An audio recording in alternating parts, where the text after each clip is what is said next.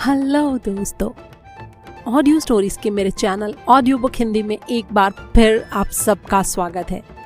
मैं हूं नीलिमा और मैं लेकर आई हूं आपके लिए कुछ प्यार भरी खट्टी मीठी कहानियां। दोस्तों, आज आप सुनेंगे अगाथा क्रिस्टी के नॉवल 450 फ्रॉम पैडिंगटन का चौथा भाग। अध्याय 15। इंस्पेक्टर क्रैडॉक ने हेरोल्ड से मिलने का समय मांगा और वो और सार्जेंट वेदरऑल ठीक समय पर उसके ऑफिस पहुंच गए। शहर के एक बड़े इलाके में उसका दफ्तर था। अंदर सब कुछ देखकर यही लग रहा था कि उसका धंधा अच्छा खासा चल रहा था। एक सुंदर सी दिखने वाली लड़की फोन पर उसका नाम बुदबुदाई और फिर उन्हें हेरोल्ड के दफ्तर ले जाने के लिए उठकर खड़ी हो गई। जब वे अंदर पहुंचे तो हेरोल्ड ने उन्हें कुर्सी पर बैठने का इशारा किया और कहा, गुड मॉर्निंग इंस्पेक्टर। मुझे उम्मीद है कि आखिरकार आपके पास हमारे लिए कोई पक्की खबर होगी। नहीं, ऐसी तो कोई बात नहीं है मिस्टर हेरोल्ड, बस मुझे कुछ सवाल पूछने हैं, इंस्पेक्टर ने कहा। और सवाल? मुझे तो लगता है कि अब तक हमने कल्पना किए जा सकने वाले हर सवाल का जवाब दे दिया है। जी, बस कुछ यूं ही से सवाल हैं, साधारण से। अच्छा, पूछिए क्या पूछना है, उसने कुछ अधीरता के साथ कहा। मुझे ये जानकर बहुत खुशी होगी अगर आप ये बता सकें कि 20 दिसंबर की दोपहर 3 बजे से आधी रात तक आप कहाँ थे और क्या कर रहे थे, इंस्पेक्टर ने कहा। हेरोल्ड गुस्से में आ गया। ये अजीब सा सवाल आप मुझसे क्यों पूछ रहे हैं? इसका क्या मतलब है? क्रैडॉक मुस्कुराया और बोला, मैं सिर्फ ये जानना चाहता हूँ कि 20 दिसंबर को दोपहर 3 बजे से आधी रात के बीच आप क्या कर रहे थे। इसका जवाब देने में आपको भला क्या परेशानी हो सकती है? मुझे समझ नहीं आ रहा कि अपने वकील के यहाँ मौजूद हुए बिना मुझे आपके इस सवाल का जवाब देना चाहिए या नहीं। ये तो आपके ऊपर है। आप किसी सवाल का जवाब देने के लिए मजबूर नहीं किए जा सकते हैं और आपको पूरा अधिकार है कि आप अपने वकील की मौजूदगी में ही जवाब दें। आप ये बताइए कि आप मुझे किसी तरह की धमकी तो नहीं दे रहे हैं? हेरोल्ड ने उसी तीखे स्वर में पूछा। नहीं सर, ऐसी कोई बात नहीं है। ये सवाल मैं सिर्फ आपसे नहीं और भी बहुत सारे लोगों से पूछ रहा हूँ। इसमें कोई व्यक्तिगत दुश्मनी जैसी बात नहीं है। ये इस जांच का एक ज़रूरी हिस्सा है। तब ठीक है, मैं आपकी मदद करने की कोशिश करूँगा। इस तरह की बातों का जवाब यूं ही तो नहीं दिया जा सकता, लेकिन हम लोग काफ़ी ऑर्गेनाइज्ड रहते हैं। मुझे लगता है कि मेरी सेक्रेटरी इस काम में आपकी मदद कर सकती है। उसने फ़ोन उठाकर कुछ कहा और उसकी सेक्रेटरी एलिस वहाँ आ गई। उसके हाथ में एक डायरी थी। उसने अपनी सेक्रेटरी से कहा, मिस एलिस, इंस्पेक्टर ये जानना चाहते हैं कि मैं 20 तारीख को दोपहर और शाम को क्या कर रहा था।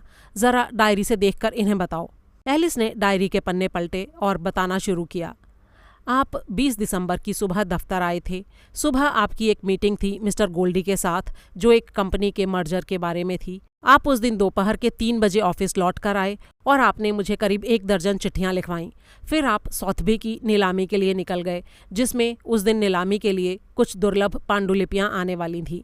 फिर आप ऑफिस नहीं आए, लेकिन मेरे पास एक नोट था आपको याद दिला देने के लिए कि आपको उस रात क्लब के डिनर में जाना था। जब उसकी बात पूरी हो गई तो हेरोल्ड ने उसे बाहर जाने के लिए कहा और फिर इंस्पेक्टर की ओर मुड़कर बोला, अब मुझे वो दिन अच्छी तरह याद आ गया है इंस्पेक्टर। मैं उस दिन सॉथबी गया था, लेकिन जिन चीज़ों को मैं खरीदना चाहता था उनकी कीमतें काफ़ी ऊंची थीं। उसके बाद वहाँ से निकलकर मैंने जर्मन स्ट्रीट पर एक छोटी सी दुकान में चाय पी, रसेल्स में। फिर मैं एक न्यूज़ थिएटर में करीब आधे घंटे के लिए गया, फिर घर चला गया। मेरा घर 43 कार्डिगन गार्डन्स में है। कैटरिंग क्लब का डिनर करीब 7:30 बजे था कैटरर्स हॉल में। वहाँ से डिनर करके मैं घर आया और सो गया। मिस्टर क्राइकनथॉर्प, आप डिनर के लिए तैयार होने के लिए घर कितने बजे आए थे? ये तो मुझे ठीक से याद नहीं है, शायद 6 बजे होंगे। और डिनर के बाद जब आप घर पहुँचे उस वक्त क्या टाइम हुआ था? मैं करीब 11:30 बजे घर आया था। दरवाज़ा किसने खोला था, नौकर ने या लेडी एलिस ने? मेरी पत्नी अभी घर पर नहीं है, वो दक्षिणी फ्रांस में रहती है और दिसंबर के पहले हफ्ते से ही वहाँ गई हुई है। मेरे पास अपने घर की चाबी है। तो यानी ऐसा कोई नहीं है आपके घर में जो ये कह सके कि आप ठीक उसी वक्त घर आए थे जिस वक्त आप बता रहे हैं। हेरोल्ड ने उसे ठंडी निगाहों से घूरा और बोला, मैं ये कह सकता हूँ कि मेरे नौकरों ने मेरे आने की आवाज़ें सुनी होंगी। मेरा एक नौकर है और उसकी पत्नी। मेरे सीढ़ियों पर चढ़ने की आवाज़ और दरवाज़ा खोलने की आवाज़ें उन्होंने सुनी होंगी। ठीक है मिस्टर क्रैकनथॉर्प, क्या आपके पास कार है? जी हाँ, मेरे पास हम्बल हॉक है। आप उसे खुद चलाते हैं? चलाता हूँ, लेकिन ज़्यादा नहीं, सिर्फ वीकेंड पर। आजकल लंदन में गाड़ी चलाना बहुत मुश्किल हो गया है। मेरे ख्याल से जब आप अपने पिता और बहन से मिलने जाते होंगे तब तो गाड़ी से ही जाते होंगे। अगर मैं वहाँ ज़्यादा समय के लिए जाता हूँ तब तो कार से जाता हूँ, वरना मैं हमेशा ट्रेन से ही जाता हूँ।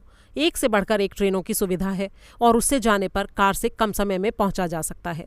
स्टेशन पर मेरी बहन मेरे लिए टैक्सी भेज देती है। आप अपनी कार को कहाँ रखते हैं?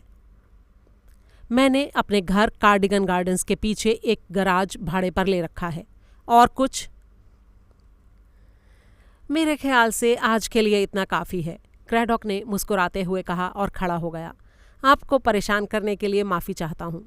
जब वे बाहर आए तो सार्जेंट वेदरऑल ने कहा, उसे ये सवाल बिल्कुल पसंद नहीं आए सर, बिल्कुल भी नहीं। क्रैडॉक ने धीरे से कहा, अगर आपने कोई खून नहीं किया हो तो जब कोई ये कहता है कि आपने वो किया है तो आपको वाकई में चिढ़ होती है। खास तौर पर ऐसी बातें हैरोल्ड जैसे इज्जतदार आदमी को चिढ़ा सकती हैं। इसमें कोई खास बात नहीं है। अब हमें ये पता करना होगा कि क्या कोई ऐसा आदमी था जिसने हैरोल्ड को नीलामी के दौरान या उस चाय की दुकान पर देखा हो। वो बड़े आराम से 4:33 वाली ट्रेन से जाकर उस औरत को धक्का देकर डिनर के समय तक वापस लौट सकता था। इसी तरह उस रात अपनी गाड़ी से उस लाश को लेकर जा सकता था और लाश को ताबूत में डालकर वापस लौट सकता था। इस बारे में पूछताछ करो। क्या आपको ऐसा लगता है सर कि ये काम हैरोल्ड ने किया है? इंस्पेक्टर क्रैडॉक ने एक ठंडी सांस भरी और बोला, ये मैं कैसे कह सकता हूँ। वो लंबा है और गहरे रंग का है। वो ट्रेन में हो सकता है और रदरफोर्ड हॉल से भी उसका संबंध है। इस मामले में वो संदिग्ध है, लेकिन अभी अपराधी नहीं कह सकते। अब बचा उसका भाई एल्फ्रेड। एल्फ्रेड हैम्पस्टीड के आधुनिक बने एक बिल्डिंग के फ्लैट में रहता था। उसके सामने बड़ी सी खुली जगह थी जहाँ वहाँ के लोग गाड़ियाँ पार्क किया करते थे। फ्लैट काफ़ी अच्छी तरह से बना हुआ था। प्लाईवुड की बड़ी सी मेज़, दीवान और कुछ कुर्सियाँ सलीके से लगी हुई थीं। एल्फ्रेड उससे बड़े दोस्ताना अंदाज में मिला, लेकिन इंस्पेक्टर को लगा कि वो कुछ घबराया हुआ था। क्रैडॉक ने उससे भी वही सवाल पूछा, आप 20 दिसंबर की दोपहर से शाम तक क्या कर रहे थे? ये भला मैं कैसे बता सकता हूँ? 3 हफ्ते पहले की बात है, मुझे क्या सब कुछ याद है? लेकिन आपके भाई हैरोल्ड ने तो साफ साफ बता दिया कि उन्होंने उस दिन क्या किया था। भाई हैरोल्ड की बात और है। उसके पास इतना स्टाफ है, सेक्रेटरी है जो उसके एक एक पल की खोज खबर रखते हैं। वो इतना बिजी रहता है, उसके पास हर चीज़ के लिए टाइम होता है और उसका हर काम टाइम पर होता है। अगर उसे खून भी करना हो तो वो भी ठीक समय पर पूरे ध्यान से किया जाएगा। आपने जो ये खून का उदाहरण दिया, इसकी कोई खास वजह? अरे नहीं, वो तो वैसे ही मेरे दिमाग में कुछ ख्याल आ गया। ठीक है, अब आप अपने बारे में बताइए। देखिए, मैं तो यही कह सकता हूँ कि मुझे टाइम और जगह ज़्यादा याद नहीं रहते। अगर आप पूछें कि क्रिसमस के दिन मैं कहाँ था तो शायद मैं बता पाऊँगा। मैं आपको कहूँगा उस दिन मैंने एक पैग लिया था और मुझे पता है मैं क्रिसमस के दिन कहाँ था। वो दिन मैंने अपने पिता के साथ ब्रैकहैम्पटन में बिताया था। पता नहीं क्यों वो पूरा टाइम इस बात के ऊपर भुनभुनाते रहे कि हमारा बस चलता तो उनके सारे पैसे खा जाते, और ये कहते रहे कि अगर हम ना आए तो ये उनके लिए दुनिया की सबसे बड़ी खुशी की बात होगी। हम तो वहाँ सिर्फ अपनी बहन के लिए जाते हैं क्योंकि हम उसे खुश देखना चाहते हैं। और आपने इस साल भी वही किया? जी हाँ, लेकिन दुर्भाग्य से आपके पिता उस समय बीमार थे, है ना? क्रैडॉक जानबूझकर इधर उधर की बातें कर रहा था। एल्फ्रेड ने कहा, हाँ, वो बीमार हो गए थे क्योंकि वो खर्चे को ध्यान में रखते हुए बिल्कुल एक चिड़िया की तरह रहते हैं। अब अचानक से अगर आप भरपेट खाएंगे और भरपेट शराब पिएंगे तो सेहत पर असर तो पड़ेगा ही ना। क्या उनके बीमार होने का सिर्फ यही कारण था? हाँ, और क्या होगा। मुझे पता चला है कि उनका डॉक्टर बहुत चिंता कर रहा था। अरे वो बुढ़ा बेवकूफ़ क्विम्पर, उसका दिमाग खराब है इंस्पेक्टर। उसकी बातें सुनने का कोई फ़ायदा नहीं है। वो बहुत ही गधा आदमी है, बात बात में चेतावनियां देता रहता है। क्या वाकई? मुझे तो वो बहुत समझदार लगा, क्रैडॉक ने कहा। अजी काहे का समझदार, पक्का बेवकूफ़ है। असल में मेरे पिता को कुछ नहीं हुआ है, उनका दिल भी एकदम ठीक है, लेकिन बस वो क्विम्पर की बातों में आ जाते हैं। जब वो बीमार पड़े तो क्विम्पर ने खूब हाय तौबा मचाई। वो कहाँ गए थे, उन्होंने क्या खाया था, क्या पिया था, ये वो पता नहीं क्या क्या। सब कुछ बड़ा ही अजीब था। क्रैडॉक कुछ देर खामोश बैठा रहा। एल्फ्रेड ने उसकी ओर देखा और बोला, लेकिन ये सब है क्या? आप ये सब क्यों जानना चाहते हैं कि 3-4 हफ्ते पहले किसी एक शुक्रवार के दिन मैं कहाँ गया हुआ था? ओह, तो आपको याद है कि वो शुक्रवार था? अभी शायद आपने ही बोला था। जी नहीं, मैंने शुक्रवार नहीं बोला था। मैंने सिर्फ तारीख बोली थी। अजीब बात है, क्या आपको उस औरत के बारे में कुछ और पता चला है? ये कि वो कहाँ से आई थी? कहीं आप एमा की उन बातों में तो नहीं आ गए हैं कि वो मेरे भाई एडमंड की विधवा थी? ये बात पूरी तरह से बकवास है, मैं बता देता हूँ। क्या आप कभी मार्टिन के संपर्क में आए थे? मैं? अरे नहीं, ये तो मजाक की सी बात है।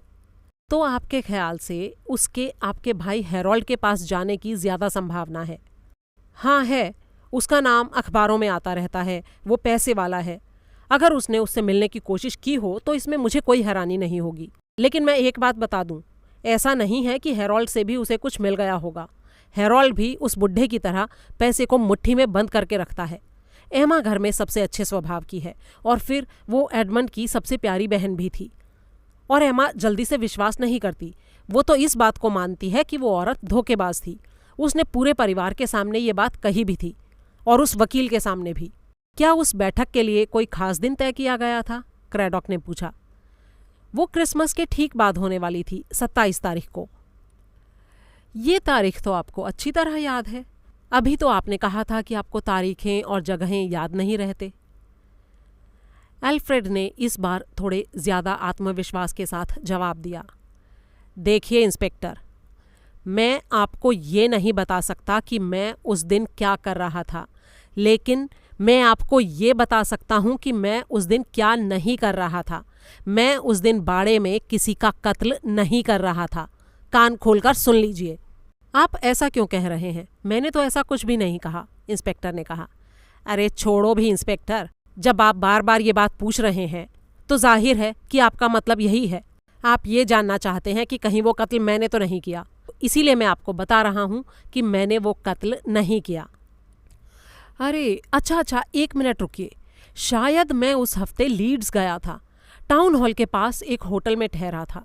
मुझे उसका नाम तो याद नहीं है, लेकिन आप उसे आसानी से ढूंढ लेंगे। हो सकता है वो शुक्रवार की ही बात हो। ठीक है, हम पता कर लेंगे, इंस्पेक्टर ने कहा और खड़ा हो गया। माफ़ कीजिएगा, लेकिन आप थोड़ा और सहयोग कर सकते थे। ये मेरे लिए बहुत ही दुर्भाग्य की बात है, एल्फ्रेड ने कहा। सेड्रिक अपने बहानों के साथ इबिजा में रह रहा है और हेरोल्ड हर घंटे अपनी बैठकों और डिनर के बारे में जांच पड़ताल कर सकता है, लेकिन मैं तो कोई बहाना भी नहीं बना सकता। ये बड़े ही दुख की बात है। मैं आपको पहले कह चुका हूं कि मैं लोगों का खून करता नहीं फिरता, और वैसे भी मैं किसी अनजान औरत का खून भला क्यों करूंगा? किस लिए? अगर वो लाश एडमंड की विधवा की है तो भी हम लोगों में से कोई उसका खून क्यों करेगा? अब अगर उसने युद्ध के दौरान हेरोल्ड से शादी की हो और अचानक फिर से प्रकट हो जाए तो इससे हेरोल्ड के सम्मान को तो ठेस पहुंच सकती है, क्योंकि वो उसकी दूसरी शादी होगी। लेकिन एडमंड, हम लोग क्यों अपने पिता के ऊपर जोर डालते कि वे उसे कुछ पैसे दें और उसके बच्चे को स्कूल भेजने का इंतजाम करें? हमारे पिता सनकी हो सकते हैं, लेकिन उनमें इतनी गैरत है कि वे ऐसा कुछ करने से मना नहीं करेंगे। बड़े दुख की बात है कि मैं आपकी कुछ मदद नहीं कर पाया। इंस्पेक्टर और वेदरऑल उठकर बाहर निकल आए। अगले दिन इंस्पेक्टर जब अपने ऑफिस में बैठा कुछ काम कर रहा था तो वेदरऑल बड़े ही जोशीले अंदाज में अंदर दाखिल हुआ और बोला, सर, मैंने उसका पता लगा लिया है। ये जो एल्फ्रेड है, ये डिकी रॉजर्स के साथ डिब्बा बंद खाना बनाने के धंधे में लगा हुआ था, और साथ ही वो इटालियन घड़ियों और बाकी सामान की स्मगलिंग भी करता था। अब क्रैडॉक को ये बात समझ में आई कि क्यों उसे पहले दिन एल्फ्रेड का चेहरा जाना पहचाना सा लग रहा था। डिकी रॉजर्स के गिरोह के काफी लोगों को पुलिस जानती थी, लेकिन उससे एल्फ्रेड का भी कोई संबंध है ये उन्हें आज ही पता चला। क्रैडॉक ने वेदरऑल को ठंडी निगाहों से देखा और बोला, वो सब तो ठीक है, लेकिन इस बात से ये तो नहीं साबित हो जाता कि खून उसने किया है। अभी तुम्हें इसके ऊपर और काम करने की जरूरत है। वेदरऑल उदास होकर वापस चला गया और क्रैडॉक अपने पैड में नोट बनाने में लग गया। उसने लिखना शुरू किया, हत्यारा, एक लंबा गहरे रंग का आदमी। जिसकी हत्या हुई वो मार्टिन हो सकती है, एडमंड क्राइकनथॉर्प की प्रेमिका या विधवा, या फिर एना स्ट्राविंस्का, जो ठीक उसी समय उसी उम्र में वैसे ही कपड़ों में गायब हो गई थी। रदरफोर्ड हॉल से उसका कोई लेना देना नहीं है, जहां तक हमें पता चला है। वो हैरोल्ड की पहली पत्नी हो सकती है, या फिर उसकी दूसरी पत्नी या रखेल। ब्लैकमेल का मामला हो सकता है। अगर उसका संबंध एल्फ्रेड से है तो कारण होगा ब्लैकमेल। उसको किसी ऐसी बात का पता हो सकता है जिसकी वजह से एल्फ्रेड बर्बाद हो सकता हो। अगर वो सेड्रिक है तो हो सकता है उसका संबंध विदेश से रहा हो, पेरिस या फिर बेलेरिक्स। या फिर जिसकी हत्या हुई वो एना स्ट्राविंस्का हो सकती है, जो मार्टिन के रूप में आई हो। या फिर मरने वाली कोई गुमनाम लड़की हो सकती है जिसको किसी गुमनाम आदमी ने मारा हो। उसने पूरे हालातों के बारे में सोचा और बहुत देर तक सोचता रहा। अभी तक जितने भी कारण दिखाई दे रहे थे, या वो तो नाकाफी थे या फिर बहुत दूर की कौड़ी। अगर बूढ़े मिस्टर क्राइकनथॉर्प का खून हुआ होता तो उसके लिए कई कारण मिल जाते। तभी अचानक उसकी याद में एक विचार कौंधा। उसने अपने पैड पर एक और वाक्य लिखा, डॉक्टर क्विम्पर से क्रिसमस की बीमारी के बारे में पूछना है। और उसके बाद अंतिम वाक्य, मिस मार्पल से मिलकर ताज़ा चर्चाओं के बारे में जानकारी देनी है। अध्याय 16। जब क्रैडॉक 4 मेडिसन रोड पहुंचा तो उसने पाया कि मिस मार्पल के साथ लूसी आइल्स बैरो भी बैठी हुई थी। वो एक पल के लिए झिझका, लेकिन फिर उसने फैसला किया कि मिस आइल्स बैरो उसके लिए एक मूल्यवान साथी हो सकती थी। अभिवादन के बाद उसने अपना पर्स निकाला, उसमें से 3 पाउंड का नोट और 3 शिलिंग निकाले और मिस मार्पल के सामने रख दिए। ये क्या है इंस्पेक्टर? ये आपसे सलाह लेने की फीस है। आप इस हत्या के बारे में सलाह देने वाली हैं, हत्या के कारण के बारे में। मैं तो बेचारा सताया हुआ एक लोकल पुलिस वाला हूँ। ये बात सुनकर लूसी हंस पड़ी। इंस्पेक्टर ने कहा, क्या आप ये सुनना चाहेंगी मिस कि मेरे गॉडफादर सर हेनरी क्लिथरिंग ने इनके बारे में क्या कहा था जब हम पहली बार मिले थे? उन्होंने मिस मार्पल के बारे में कहा था कि भगवान ने जितने भी जासूस बनाए हैं उनमें ये सबसे बेहतरीन है। इनके अंदर स्वाभाविक प्रतिभा है सारी चीज़ों को सूंघ लेने की। उन्होंने मुझे कहा था कि कभी किसी बूढ़ी औरत से नफरत मत करना। वो आपको ये बता सकती हैं कि क्या होने की संभावना थी, क्या होना चाहिए था और असल में क्या हुआ था। और साथ ही वो ये भी बता सकती हैं कि जो हुआ वो क्यों हुआ था। और ऐसी बातों में ये जो औरत है ये सबसे आगे बढ़कर है। अरे वाह, ये तो एक सर्टिफिकेट जैसा है, लूसी ने मुस्कुराते हुए कहा। मिस मार्पल उनकी बातें सुनकर थोड़ा शर्मा रही थीं और उनकी समझ में नहीं आ रहा था कि क्या कहें। वो धीरे से बोलीं, सर हेनरी बहुत ही अच्छे हैं। मैं कोई इतनी भी होशियार नहीं हूँ, बस मुझे इंसानी स्वभाव की थोड़ी बहुत समझ है। इस केस में मुझे कारण ठीक से समझ नहीं आ पा रहा, क्योंकि असल में मैं घटना स्थल पर नहीं जा सकी थी। अगर ऐसा हो पाता तो मुझे काफ़ी मदद मिलती।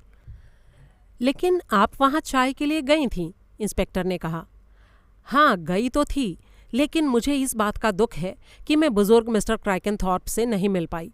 लेकिन जो हम चाहते हैं वो सब कुछ तो नहीं हो पाता ना। क्या आपको लगता है कि अगर आप कातिल को देखेंगी तो समझ जाएंगी? नहीं नहीं, ऐसा मैंने नहीं कहा, लेकिन हाँ, अनुमान लगाया जा सकता है। ठीक वैसे ही जैसे उस दिन आपको सेड्रिक को देखकर बैंक मैनेजर के बेटे की याद आई थी, लूसी ने पूछा। बैंक मैनेजर का बेटा काफ़ी कुछ उन्हीं के जैसा है, काफ़ी दकियानूस और पैसे की ललक रखने वाला। एक ऐसा आदमी जो किसी भी तरह के स्कैंडल से बचने के लिए बहुत दूर तक जा सकता है। और एल्फ्रेड के बारे में आपका क्या ख्याल है? इंस्पेक्टर ने पूछा। उसे देखकर मुझे जेनकिंस की याद आती है। वो गैराज में काम करता था और बढ़िया मशीनों को खराब मशीनों से बदल दिया करता था। बैटरियों के मामले में वो ईमानदार नहीं था। और जहाँ तक एमा की बात है, उसको देखकर मुझे हमेशा गेरोल्डिन वेब की याद आती है। हमेशा चुपचाप रहने वाली और जिसको उसकी माँ ने खूब सख्त अनुशासन में रखा हो। सबको तब बहुत हैरानी हुई जब एक दिन अचानक उसकी माँ की मौत हो गई और गेरोल्डिन को बहुत सा पैसा मिला। उसके बाद उसने अपने बाल नए स्टाइल में कटवाए और क्रूज से घूमने के लिए निकल गई। जब लौटी तो एक बहुत अच्छे बैरिस्टर से शादी करके अब उसके 2 बच्चे हैं। इसके समानांतर किसकी बात की जा रही थी ये साफ था। लूसी ने कुछ असहज होते हुए कहा, क्या आपको लगता है कि आपको एमा की शादी के बारे में वो कहना चाहिए था जो आपने वहाँ कहा? उसके भाइयों को बुरा लगा होगा। मिस मार्पल ने सिर हिला दिया। हाँ, आदमी इसी तरह के होते हैं। वे इस बात को समझ नहीं पाते कि उनकी आंखों के नीचे क्या चल रहा है। मुझे तो लगता है कि तुमने खुद भी इस बात के ऊपर ध्यान नहीं दिया है। नहीं, मैंने तो इस तरह से कभी कुछ नहीं सोचा। मुझे तो वो दोनों ऐसे लगते थे जैसे काफी। इतना कहकर लूसी थोड़ा हिचकी। मिस मार्पल ने उसकी बात पूरी करते हुए कहा, तुम्हें वो बहुत बूढ़े लगते थे, है ना? लेकिन डॉक्टर क्विम्पर 40 से ज्यादा के नहीं हैं। हालांकि उनके सिर के बाल सफ़ेद हो गए हैं, लेकिन उनके अंदर घरेलू जीवन जीने की बड़ी इच्छा है। एमा 40 से कम की ही है। शादी करके घर बसाने के लिहाज से उसकी उम्र कुछ ज्यादा नहीं है। मैंने सुना है कि डॉक्टर की बीवी छोटी उम्र में ही गुजर गई थी और पीछे एक बच्चा भी छोड़ गई थी। हाँ, शायद ऐसा ही है। एमा ने मुझे एक बार इस बारे में कुछ कहा तो था। उसे काफी अकेलापन लगता होगा, मिस मार्पल ने कहा। एक बिजी मेहनत करने वाले डॉक्टर को एक पत्नी की ज़रूरत होती है, ऐसी पत्नी की जो उसका ठीक से ध्यान रख सके। अरे रुकिए मिस मार्पल, हम लोग यहाँ अपराध सुलझा रहे हैं या शादियाँ करवा रहे हैं? मिस मार्पल ने आंखें झपकाईं और बोली, तुम ठीक कह रही हो। शायद मैं कुछ ज्यादा ही रोमांटिक हो रही हूँ। जहाँ तक मेरा संबंध है, तुमने मेरे कॉन्ट्रैक्ट को अच्छी तरह से पूरा कर दिया है। अब अगर तुम अगला काम शुरू करने से पहले विदेश छुट्टियां मनाने जाना चाहो तो तुम्हारे पास कुछ दिनों का समय है। तो क्या मैं रदरफोर्ड हॉल छोड़ दूं? कभी नहीं। अब तो मैं पूरी जासूस बन चुकी हूँ। जब तक ये मामला सुलझ नहीं जाता, मेरा यहाँ से जाने का कोई इरादा नहीं है। मैं उन बच्चों की तरह ही हूँ, हमेशा किसी सुराग की तलाश में। कल वो सारे डस्टबिन को उलट उलट कर देख रहे थे। उनको ये बिल्कुल नहीं पता कि वो ढूंढ क्या रहे हैं, लेकिन बस सारा दिन इसी काम में लगे रहते हैं। अगर किसी दिन वो आपके पास कागज का एक टुकड़ा लेकर आ जाएं जिसके ऊपर ये लिखा हो, मार्टिन, अगर तुम अपने जीवन की सलामती चाहती हो तो उस बड़े बाड़े से दूर रहना, तो आप समझ जाना कि ये मेरी करामात है और मैंने उस कागज को सुअर बाड़े में छिपा दिया है। सुअर बाड़ा? क्या उनके पास सुअर हैं? मिस मार्पल ने पूछा। नहीं नहीं, अब नहीं है, पहले कभी होते होंगे। बस मैं वहाँ कभी कभी जाती हूँ। ये बोलते बोलते अचानक न जाने क्यों लूसी थोड़ा शर्मा गई। मिस मार्पल ने उसे और ध्यान से देखा। इस समय घर में कौन कौन मौजूद है? क्रैडॉक ने पूछा। वहाँ पर सेड्रिक है और ब्रायन वीकेंड के लिए आया हुआ है। हेरोल्ड और एल्फ्रेड कल आ रहे हैं। आज सुबह उनका फ़ोन आया था। उनकी बातों से कुछ ऐसा लग रहा था जैसे आपने उनके साथ कुछ किया है। क्रैडॉक मुस्कुराया। कुछ नहीं, मैंने बस उन्हें थोड़ा सा झंझोड़ा है। सिर्फ उनसे ये पूछा है कि 20 दिसंबर शुक्रवार को वो सब क्या कर रहे थे। और उन्होंने क्या क्या बताया? हेरोल्ड ने तो सब बता दिया, लेकिन एल्फ्रेड नहीं बता सका। मैं अभी थोड़ी देर में रदरफोर्ड हॉल आऊँगा सेड्रिक से कुछ बातें करने, लेकिन उससे पहले मुझे डॉक्टर क्विम्पर से निपटना है। आप बिल्कुल सही समय पर हैं। 6 बजे उनको ऑपरेशन करना था और आमतौर पर वो आधे घंटे में निपट जाते हैं। मुझे जल्दी से वापस जाकर डिनर की तैयारी करनी है, लूसी ने कहा। मैं एक बात के ऊपर आपकी राय जानना चाहता हूँ मिस लूसी। परिवार वालों का मार्टिन के बारे में क्या कहना है? उनके अपने बीच। लूसी ने तुरंत जवाब दिया। वे सब एमा से इस बात को लेकर गुस्सा हैं कि उसने ये बात आपको क्यों बताई, और डॉक्टर क्विम्पर से भी कि उन्होंने एमा को ऐसा करने के लिए क्यों उकसाया। हेरोल्ड और एल्फ्रेड को लगता है कि ये किसी की शरारत थी। एमा पक्के तौर पर कुछ नहीं कह सकती। सेड्रिक को भी ये बनावटी मामला लगता है, जबकि ब्रायन तो पक्के तौर पर यह मानता है कि वो चिट्ठी असली थी। लेकिन क्यों? ये तो बड़ी हैरानी की बात है, इंस्पेक्टर ने कहा। जी हाँ, ब्रायन ऐसा ही है। वो चीज़ों को उनके अपने आधार पर ही लेता है। उसे लगता है कि वो औरत एडमंड की पत्नी बल्कि विधवा है, जिसे अचानक फ्रांस जाना पड़ गया, लेकिन वो जल्दी ही फिर से संपर्क करेगी। सच्चाई ये है कि अभी तक उसकी कोई और चिट्ठी नहीं आई है, लेकिन ये बात उसे स्वाभाविक लगती है क्योंकि वो खुद भी चिट्ठियाँ नहीं लिखता है। ब्रायन बड़ा ही अच्छा है, ठीक उस कुत्ते की तरह है जो चाहता है कोई उसे घुमाने ले जाए। और उसे घुमाने तुम ले जाती हो माय डियर, शायद सुअर बाड़े तक? मिस मार्पल ने पूछा। लूसी ने उनकी ओर गहरी नज़रों से देखा। कितने सारे जवान लोग हैं उस घर में, आते जाते रहते हैं। तुम इतनी सुंदर हो, मुझे लगता है वो तुम्हारे ऊपर काफ़ी तवज्जो देते होंगे। लूसी थोड़ा सा शर्मा गई।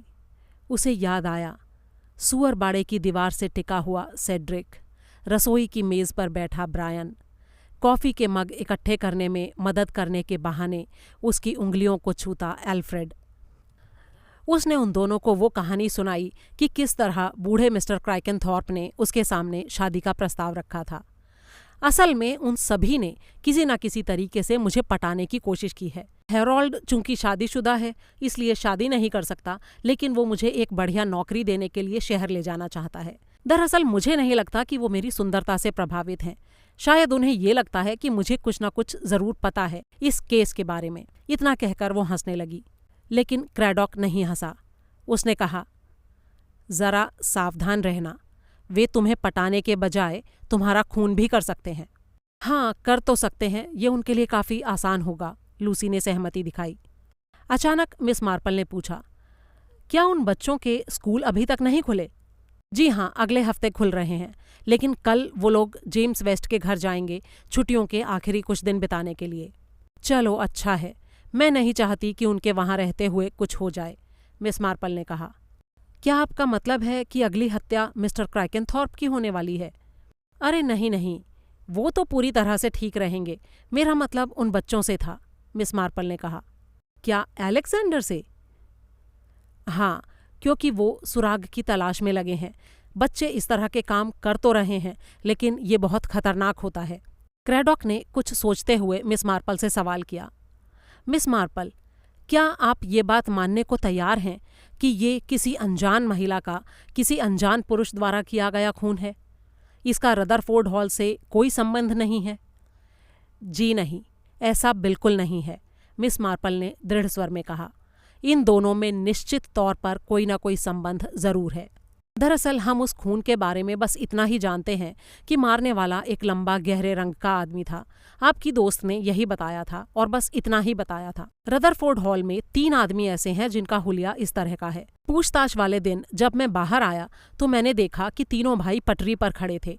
उन सबकी पीठ मेरी तरफ थी और ये देखकर बहुत हैरानी हो रही थी कि भारी भरकम ओवरकोट पहने हुए तीनों एक जैसे ही लग रहे थे। 3 लंबे गहरे रंग वाले पुरुष, लेकिन फिर भी तीनों काफी अलग तरह के हैं और इस कारण पता करना बहुत ही मुश्किल हो जाता है। मैं तो ये सोच रही थी कि शायद जितना हम सोच रहे हैं असल में ये उससे बहुत आसान होगा। खून कई बार बहुत सहज कारणों से भी हो जाता है, उसके पीछे जरूरी नहीं कि कोई बहुत ठोस कारण ही हो। क्या आप उस रहस्यमयी मार्टिन पर यकीन करती हैं मिस मार्पल? मैं ये मानने के लिए पूरी तरह से तैयार हूँ कि एडमंड मार्टिन नाम की लड़की से शादी या तो करने वाला था या कर चुका था।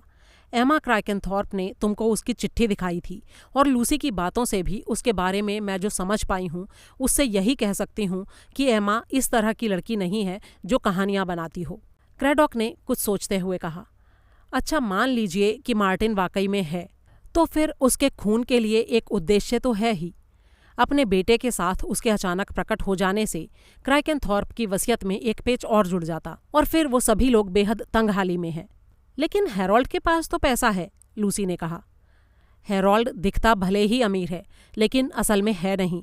वो बुरी तरह कर्ज में डूबा हुआ है और गलत कामों में भी लगा हुआ है।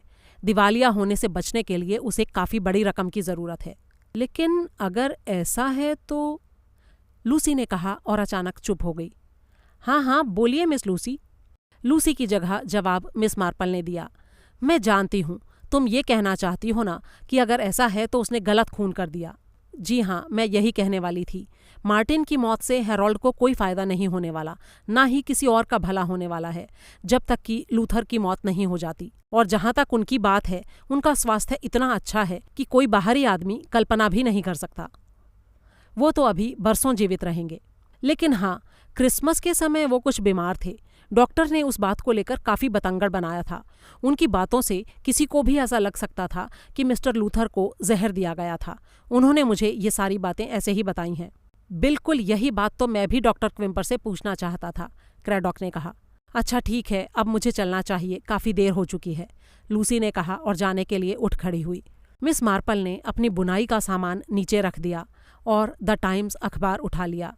उसमें उनका क्रॉसवर्ड आधा भरा हुआ था। वो बुदबुदाई, काश मेरे पास यहाँ एक डिक्शनरी होती। शब्दों को लेकर कई बार उलझन हो जाती है। क्रैडॉक ने उन्हें तेज निगाहों से घूरा और अलविदा कहकर बाहर निकल गया। अध्याय 17। क्रैडॉक को कुछ मिनट के लिए इंतजार करना पड़ा। जब डॉक्टर क्विम्पर ने ऑपरेशन खत्म कर लिया उसके बाद वे उसके पास आए। वे काफ़ी थके हुए लग रहे थे। अपनी कुर्सी में बैठते हुए वो बोले, आज का केस बड़ा ही दुख भरा था। जिस औरत को मेरे पास 1 साल पहले आना चाहिए था वो आज आई है।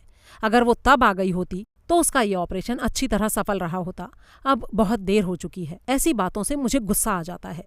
सच्चाई ये है कि लोगों में बहादुरी और कायरता एक साथ होती है। वो इतना दुख झेल रही थी बिना एक भी शब्द कहे, सिर्फ इसलिए क्योंकि उसे इस बात का डर था कि बाहर आकर दिखाने से उसका जो डर है वो कहीं सच ना हो जाए। दूसरी तरफ कई लोग ऐसे हैं जो आकर मेरा समय बर्बाद करते हैं। किसी की उंगली में सूजन भी हो जाती है तो उनको लगता है कि कहीं ये कैंसर तो नहीं है। अच्छा खैर छोड़िए, आप बताइए कि आप मुझसे किस लिए मिलना चाहते थे। जी, सबसे पहले तो मैं आपका शुक्रिया अदा करना चाहूँगा क्योंकि मेरे ख्याल से आपने ही मिस क्राइकनथॉर्प को ये सुझाव दिया था कि वो उस खत को लेकर मेरे पास आएं जो उनके भाई की विधवा का था। अच्छा वो, असल में मैंने ये सुझाव नहीं दिया था उसको, वो खुद ऐसा करना चाहती थी, जबकि उसके प्यारे भाई उसे रोक रहे थे। वे उसे क्यों रोक रहे थे? डॉक्टर ने कंधे उचका दिए। मुझे क्या पता। क्या आपको लगता है कि वो चिट्ठी सही थी? मुझे पता नहीं, मैंने उसे कभी देखा नहीं, लेकिन मुझे ऐसा लगता है कि वो कोई ऐसी औरत भी हो सकती थी जिसे सारी बातें पता हों और वो उससे फ़ायदा उठाने की कोशिश कर रही हो। लेकिन एमा कोई बेवकूफ़ नहीं है। वो किसी को भी अपनी भाभी यूं ही नहीं बना लेगी जब तक वो उससे कुछ ज़रूरी सवाल न कर ले। लेकिन आप इस बारे में मेरे विचार क्यों जानना चाहते हैं? मेरा तो इस बात से कोई लेना देना नहीं है। जी, दरअसल मैं आपसे कुछ अलग तरह की बात पूछने आया हूँ, लेकिन समझ नहीं आ रहा कि कैसे पूछूं। डॉक्टर क्विम्पर ने थोड़ी उत्सुकता दिखाई। जो भी पूछना चाहते हैं पूछिए। मेरे ख्याल से क्रिसमस के समय मिस्टर क्राइकनथॉर्प की तबीयत कुछ खराब हो गई थी, इंस्पेक्टर ने कहा। जी हाँ, मुझे बताया गया है कि उनके पेट में कुछ गड़बड़ी हो गई थी। जी हाँ, दरअसल ये बात कहना मेरे लिए थोड़ा मुश्किल है। मिस्टर क्राइकनथॉर्प ने अपने स्वास्थ्य के बारे में खूब बढ़ा चढ़ा कर बोला। वे कह रहे थे कि वे परिवार के ज़्यादातर लोगों से अधिक दिन तक जीना चाहते हैं। वो आपके बारे में भी कुछ कह रहे थे। अरे, आप मेरी परवाह मत कीजिए। मैं इतना संवेदनशील नहीं हूँ कि इस बात की परवाह करता फिरूँ कि मेरे मरीज़ मेरे बारे में क्या उल्टा सीधा बोलते हैं। उन्होंने मुझे आपके बारे में ये कहा कि आप गंदगी का टोकरा हैं। ये बात सुनकर क्विम्पर मुस्कुरा दिया। क्रैडॉक ने आगे कहा, वे ये भी कह रहे थे कि आपने उनसे हर तरह के सवाल पूछे, न केवल ये कि उन्होंने क्या क्या खाया, क्या क्या पिया, बल्कि ये भी कि उस खाने को किसने पकाया था और किसने परोसा था। वो तो इस तरह से बात कर रहा था जैसे मुझे जहर दिया गया हो। ये बात सुनकर डॉक्टर का चेहरा थोड़ा सख्त हो गया। कुछ देर के बाद वो बोला, आपको क्या लगता है कि डॉक्टर बिना किसी सबूत के जहर दिए जाने के बारे में यूं ही बोलेगा? नहीं, मैं बस ये जानना चाहता हूँ डॉक्टर कि क्या आपके दिमाग में जहर का ख्याल आया था? देखिए इंस्पेक्टर, बूढ़े मिस्टर क्राइकनथॉर्प को कंजूसी में जीने की आदत है। जब घर के बाकी लोग आते हैं तो एमा अच्छा खाना बनाने लगती है। इससे होता यह है कि पेट खराब हो जाता है। इलाज में उसी के लक्षण मिले थे। लेकिन पेट खराब होने के मामले भी अलग अलग तरह के होते हैं। इस मामले में कुछ ऐसी बातें थीं जिनसे ऐसा लग रहा था कि ये मामला जहर देने से जुड़ा हो सकता था। लेकिन मैं आपको ये बता दूं कि दोनों चीज़ें एक जैसी ही होती हैं। अच्छे अच्छे लोग भी जहर के मामले की पहचान नहीं कर पाते। और आपने जो जांच की उसका क्या नतीजा निकला था? इंस्पेक्टर ने पूछा। मुझे लगा कि जिस बात का मुझे संदेह था वो शायद सही नहीं थी।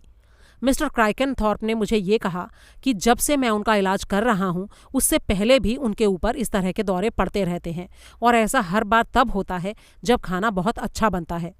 ये तब हुआ था जब पूरा घर मेहमानों और घरवालों से भरा हुआ था। इंस्पेक्टर ने पूछा। जी हाँ इंस्पेक्टर, मैंने तो डॉक्टर मॉरिस को चिट्ठी भी लिखी थी। वे मुझसे सीनियर थे और जब मैंने उनके साथ काम करना शुरू किया था तो उसके कुछ दिनों बाद ही वे रिटायर हो गए थे।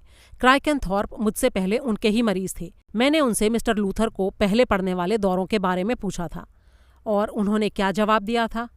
उन्होंने मेरी बात को हंसी में उड़ा दिया था और कहा था कि मैं शायद बेवकूफ़ हूँ। देखिए डॉक्टर, अगर मैं साफ साफ कहूँ तो लूथर क्राइकनथॉर्प के मरने से कई लोगों को फ़ायदा होने वाला है। डॉक्टर ने नामे सिर हिलाते हुए कहा। वो एक बूढ़े आदमी हैं लेकिन तंदुरुस्त हैं, और इस हालत में तो वे 90 साल से भी ऊपर जिएंगे, और इसीलिए अब उनके बच्चों को इस बात से परेशानी होने लगी है। क्रैडॉक ने बड़ी ही तसल्ली से कहा। देखिए, आप एमा को तो इससे बाहर ही रखिए। वो कोई जहर देने वालों में से नहीं है। इस तरह के दौरे उनको तभी पड़ते हैं जब उनके बेटे यहाँ होते हैं, तब नहीं पड़ते जब बाप बेटी अकेले होते हैं। इंस्पेक्टर ने कुछ पल रुककर अपने शब्द चुने और फिर बड़े ही ध्यान से बोला, देखिए, मुझे इस मामले में ज़्यादा जानकारी नहीं है, लेकिन जो मुझे लगता है वो ये कि खाने में जहर मिलाया गया था, लेकिन क्राइकेनथॉर्प भाग्यशाली थे कि वे बच गए। डॉक्टर ने कहा, ये थोड़ा अजीब है। यही वो बात है जिसके कारण डॉक्टर मॉरिस ने मुझे कहा था कि मैं गधा हूँ। दरअसल ये कोई ऐसा मामला भी नहीं है कि थोड़ा बहुत जहर रोज़ दिया जाता रहा हो, जो कि किसी को जहर देकर मारने का बड़ा ही पुराना तरीका है। क्राइकेनथॉर्प कभी भी लगातार पेट खराब होने के मरीज नहीं रहे हैं, इसलिए इस तरह के दौरे पड़ने से अजीब लगता है। इससे ऐसा लगता है जैसे थोड़े थोड़े अंतराल के बाद बार बार जहर दिया जाता रहा हो, लेकिन इस बात का कोई मतलब नहीं है। जबकि दूसरी तरफ क्राइकेनथॉर्प का शरीर काफ़ी मजबूत है और जितने जहर से किसी दूसरे आदमी को नुकसान पहुंच सकता है, उससे उनको कोई नुकसान नहीं होता। आदमी आदमी में फ़र्क होता है। लेकिन फिर आप सोचेंगे कि जहर देने वाले ने मात्रा बढ़ा दी होगी, लेकिन उसने नहीं बढ़ाई। ऐसा क्यों? इसलिए हो सकता है कि कोई जहर दे ही ना रहा हो और ये शुरू से मेरी कल्पना ही रही हो। इस मुलाकात के कुछ देर बाद इंस्पेक्टर क्रैडॉक रदरफोर्ड हॉल के दरवाजे पर खड़ा था। वो घंटी बजाने ही वाला था कि अचानक अपना नाम सुनकर उछल पड़ा। किसी ने फुसफुसाते हुए कहा था, इंस्पेक्टर क्रैडॉक। उसने पीछे मुड़कर देखा तो अलेक्जेंडर और उसका दोस्त वेस्ट बड़ी ही सावधानी से पीछे से निकल कर आए। हमने आपकी कार की आवाज़ सुनी और हम आपके पास आ गए। हम आपको कुछ बताना चाहते हैं। हमें एक सुराग मिल गया है। ठीक है, चलो घर के अंदर चलकर देखते हैं, क्रैडॉक ने कहा। नहीं नहीं, वहां कोई ना कोई रोक देगा। आइए सामने वाले कमरे में चलते हैं। बेमन से क्रैडॉक उनके साथ साथ अस्तबल की तरफ चल दिया। वेस्ट ने एक भारी दरवाजे को धक्का दिया और अंदर जाकर एक मध्यम सा बल्ब जला दिया। घोड़ों के रहने का वो कमरा अब कबाड़खाना बना हुआ था। टूटी हुई कुर्सियां, घास काटने की पुरानी मशीनें और इसी तरह का कबाड़। हम यहाँ इसलिए आए हैं सर, जिससे किसी को पता ना चल सके, अलेक्जेंडर ने बड़े ही उत्साह से कहा। वहाँ कुछ इस तरह के सबूत थे जिससे लगता था जैसे वहाँ कभी कभी कोई रहता हो। पुरानी दरियों को जोड़कर उनको पलंग की तरह से बना दिया गया था। एक पुरानी जंग खाई हुई मेज़ थी जिसके ऊपर चॉकलेट बिस्किट के डिब्बे, टॉफ़ी के डिब्बे और खेलने का सामान था। ये असल में सुराग है सर, वेस्ट ने कहा। ये हमें आज दोपहर को मिला। हम लोग कई दिनों से झाड़ियों में तलाश कर रहे थे और पेड़ों के तनों में। ये बड़ा ही मज़ेदार लग रहा है। हम बॉयलर वाले घर में भी गए थे। वहाँ जो आदमी काम करता है वो काफ़ी सारे पुराने कागज़ जमा करके रखता है। जब बॉयलर बुझ जाता है तो उसे फिर से चालू करने के लिए वो कागज़ उठा उठाकर उसमें डालता जाता है और वहीं पर उन्हीं कागज़ों में हमें ये मिला। अरे ये तो बताओ कि मिला क्या है, क्रैडॉक ने कहा। स्टोडार्ट वेस्ट ने जासूसी कहानियों के हीरो की तरह अपनी जेब से गंदे से दस्तानों का एक जोड़ा निकाला और अपनी जेब से कोडेक फोटोग्राफिक का एक फोल्डर निकाला। उसके अंदर से उसने दस्तानों वाले हाथ की मदद से मिट्टी में सना एक लिफाफा निकाला और बड़े ध्यान से इंस्पेक्टर को पकड़ा दिया। क्रैडॉक ने ध्यान से उस लिफाफे को लिया। ये चिट्ठी डाक से आई थी और उसके अंदर कुछ भी नहीं था।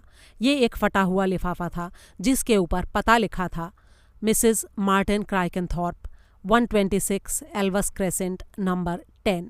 देखा आपने, अलेक्जेंडर ने तेज तेज सांसें लेते हुए कहा। इससे साफ पता लगता है कि वो यहाँ पर थी। अंकल एडमंड की फ्रेंच बीवी, मेरा मतलब वो औरत जिसको लेकर ये सारा गड़बड़ झाला हो रहा है, वो यहाँ आई थी और यहाँ से कहीं और ले जाई गई। वेस्ट ने बीच में ही कहा। लगता है कि वो वही थी जिसका खून हुआ था। हो सकता है ताबूत में जो लाश थी वो उसी की हो। आप इसका इस्तेमाल फिंगरप्रिंट मिलाने के लिए करेंगे ना सर? हाँ बिल्कुल, क्रैडॉक ने कहा। आज हमारा यहाँ आखिरी दिन था और हमारी किस्मत कितनी अच्छी थी कि जाने से पहले हमें इतना बढ़िया सुराग मिल गया। आखिरी दिन क्या मतलब? क्रैडॉक ने पूछा। जी दरअसल हमारी छुट्टियां अब कुछ ही दिनों की और बची हैं और हम उन्हें बिताने के लिए वेस्ट के घर जा रहे हैं। इन लोगों का घर बड़ा ही शानदार है। ये रानी के परिवार से ताल्लुक़ रखते हैं। वे दोनों और भी न जाने क्या क्या बोले जा रहे थे, लेकिन क्रैडॉक का ध्यान लिफाफे पर था। लूसी आइल्स बैरो काफ़ी चालाक निकली थी। उसने किस तरह से इस लिफाफे के डाक वाले निशान को बदला होगा। उसने नज़दीक से देखने की कोशिश की, लेकिन रोशनी कम थी।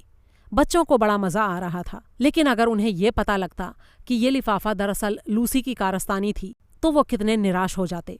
अच्छा बच्चों, चलो अब घर के अंदर चलते हैं। तुम दोनों ने मेरी बड़ी मदद की है। अध्याय 18।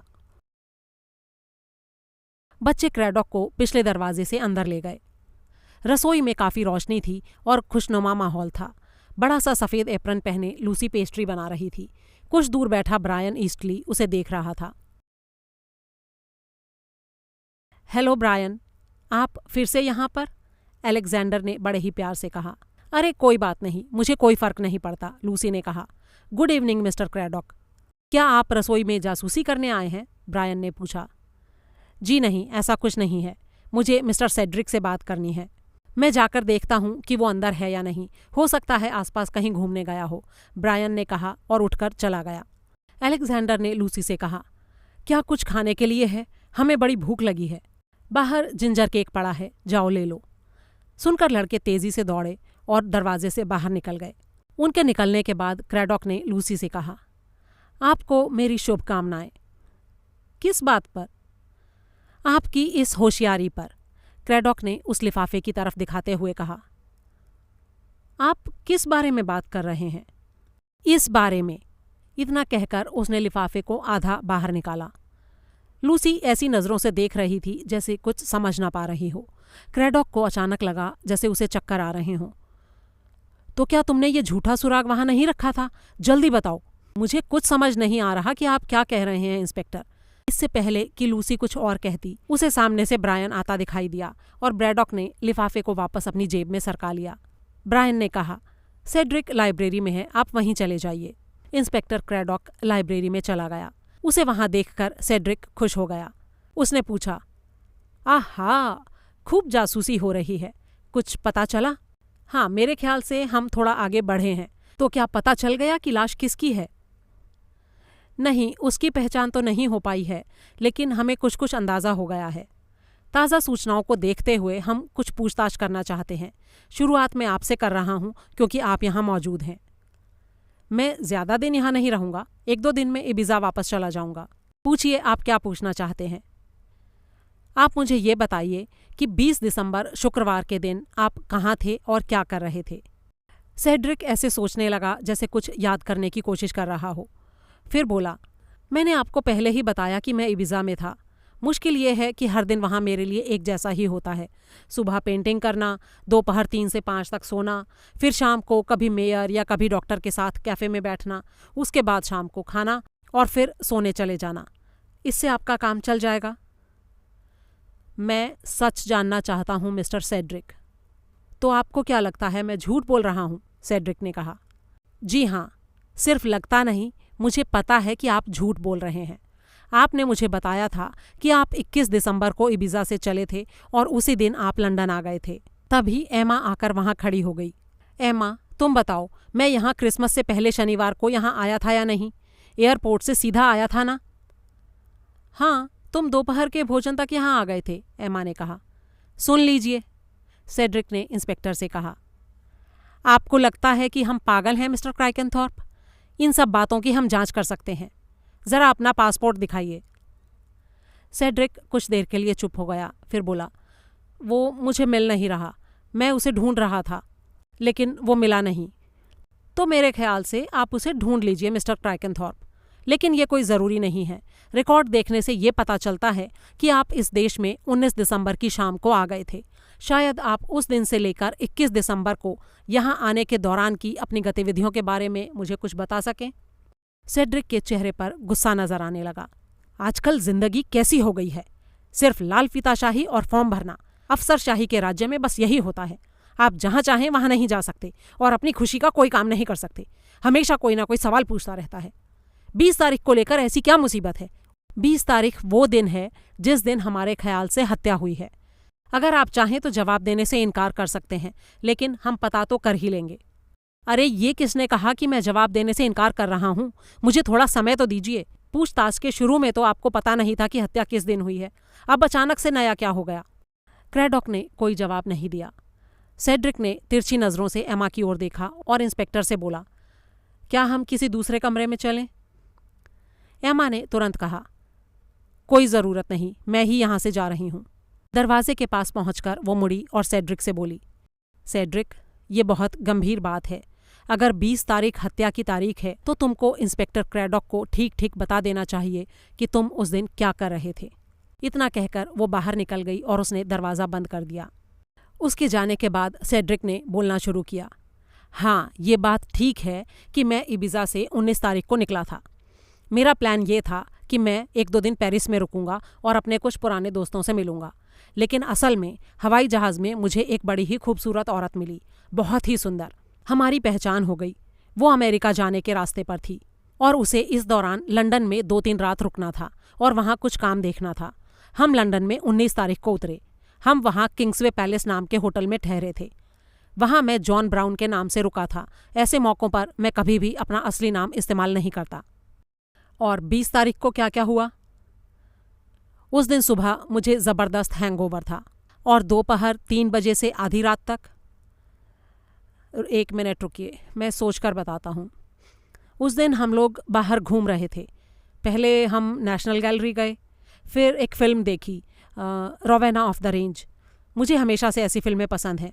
फिर मैंने बार में 1-2 पैग लिए और अपने कमरे में सोने चला गया। करीब 10 बजे अपनी प्रेमिका के साथ बाहर निकलकर कई जगहों पर घूमने गया।